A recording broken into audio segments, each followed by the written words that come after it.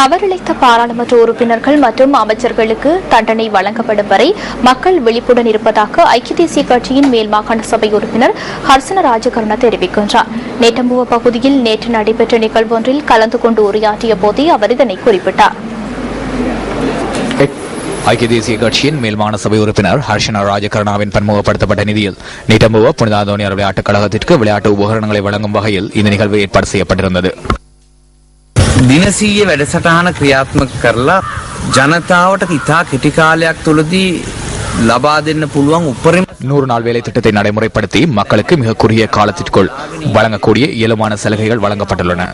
கடந்த அரசாங்கத்தில் இருந்த பாராளுமன்ற உறுப்பினர்கள் மற்றும் அமைச்சர்களை சட்டத்துக்கு முன் கொண்டு வருவதற்காக மக்கள் பார்த்துக் கொண்டிருக்கின்றனர்.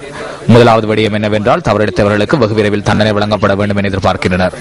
நாட்டிற்கு வருகை தருகின்ற முதலீட்டாளர்களின் மனங்களை வெற்றி கொள்வதற்கு நிரந்தரமான அரசாங்கம் ஒன்று தேவைப்படுகின்றது. எதிர்வரும் பாராளுமன்ற தேர்தலில் தகுதியானவர்களை நியமிப்பதற்கான பொறுப்பு பொதுமக்கள் வசமே காணப்படுகின்றது. ඊළඟ පාර්ලිමේන්තු මැතිවරණයේදී තෝරලා බේරලා සුදුසු අය ඒ පාර්ලිමේන්තුවට පත් කරන